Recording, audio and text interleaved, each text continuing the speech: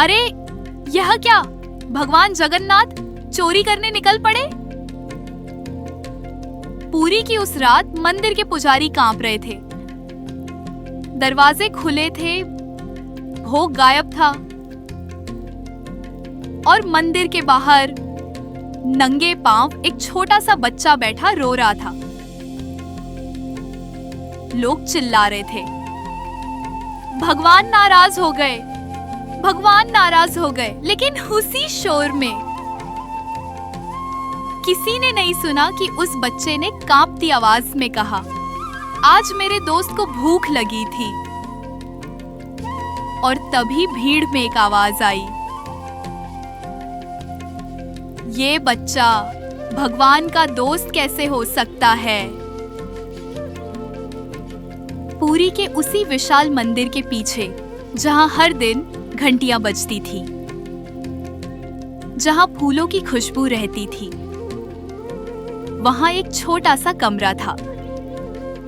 ना वो किसी पुजारी का था, ना किसी राजा का, वो था नीलू का। नीलू एक अनाथ बच्चा,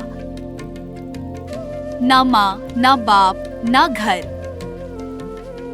जब लोग पूछते कहाँ रहता है, तो वो मुस्कुराकर कहता, यहीं बाबा के घर। लोग हंस देते, लेकिन नीलू सच कह रहा था। हर सुबह मंदिर के कपाट खुलते ही नीलू सबसे पहले पहुंच जाता। वो पूजा नहीं करता था, ना फूल चढ़ाता था। वो बस बैठकर धीरे से कहता, आज जल्दी मत जाना, जैसे कोई दोस्त दूसरे दोस्त से बात करता है। कभी शिकायत, कल सपने में भी नहीं बुलाया। कभी हंसी, आज नई कहानी लाया हूं। पुजारी देखते थे, लेकिन अनदेखा कर देते थे। उनके लिए वो बस एक अनाथ था।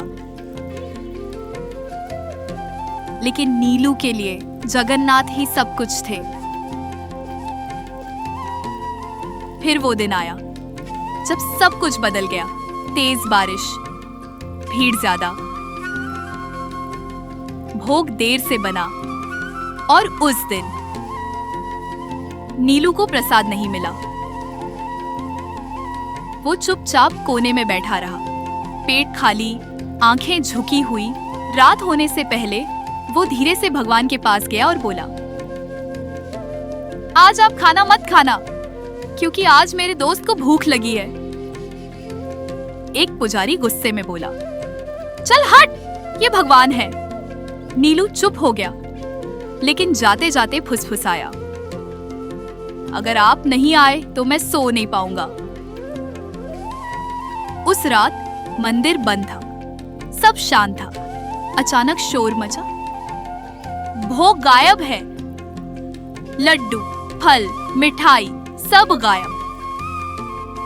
दरवाजे बंद थे, ताले सही थे। कोई अंदर कैसे आया? तभी किसी ने बाहर देखा।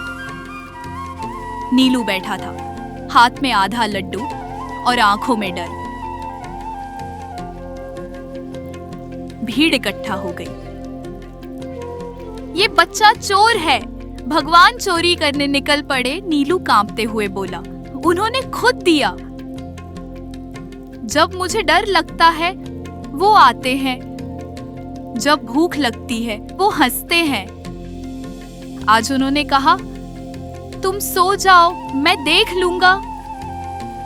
उसी पल मंदिर के अंदर घंटी अपने आप बज उठी। सन्नाटा। किसी ने धीरे से कहा, अगर ये सच है तो भगवान खुद आए थे। अगली सुबह पुरी में खबर फैल गई, भगवान खुद भोग लेकर गए। भीड़ उमड़ पड़ी। लोग नीलू को देखने आए। कोई पैसे दे रहा था, कोई मिठाई। लेकिन नीलू बस मंदिर के दरवाजे को देख रहा था। उसकी एक ही बात, आज भी वो आएंगे ना। लेकिन उसी दिन फैसला हुआ, ये बच्चा परंपरा बिगाड़ रहा है, और नीलू को मंदिर से निकाल दिया गया। पहली बार वो बाहर सोया, ठंडी हवा, खामोश रात। उसने आंखें बंद करके कहा, आज आप आओगे ना? लेकिन उस रात कोई नहीं आया। अगले दिन मंदिर में अजीब चीजें होने लगी। भोग कड़वा, फूल मुरझाए, घंटियां रुक गईं, लोग फुसफुसाए, भगवान नाराज है। उधर नीलू को एक सेठ अपने घर ले गया। बड़ा घर, खाना, बिस्तर। लेकिन पहली रात नीलू बोला, यहां वो नहीं आते। तीसरी रात उसे तेज बुखार हो गया। वो बार बार कह रहा था, मैं गलत जगह आ गया, वो मुझे यहां नहीं ढूंढ पाएंगे।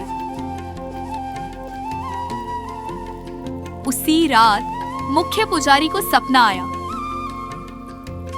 जगन्नाथ जी बोले, जिसे तुमने बाहर किया वो मेरा है।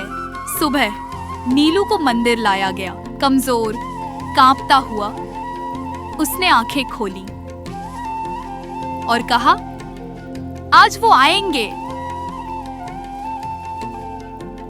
सब इंतजार कर रहे थे। कोई चमत्कार नहीं, कोई रोशनी नहीं, और तभी नीलू मुस्कुराया।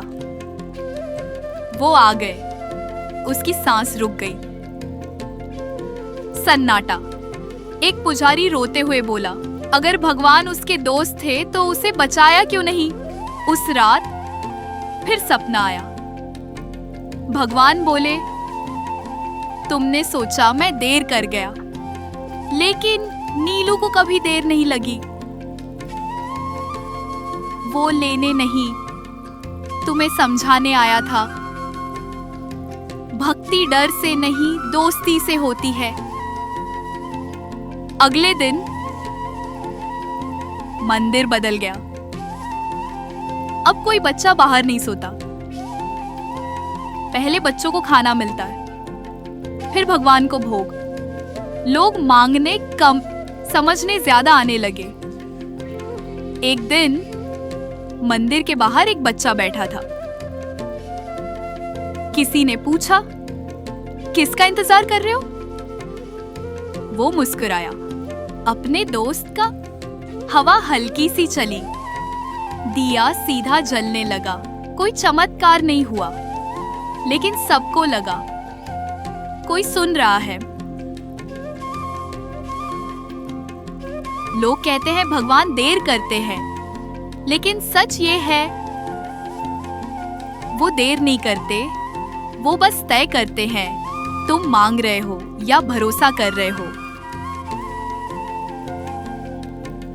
अगर आज भगवान चुप है तो समझ लेना वो काम कर रहे हैं, शायद तुम्हारे भीतर। अगर ऐसी कहानियां आपके दिल को छूती है तो इस चैनल को सब्सक्राइब करना मत भूलिए।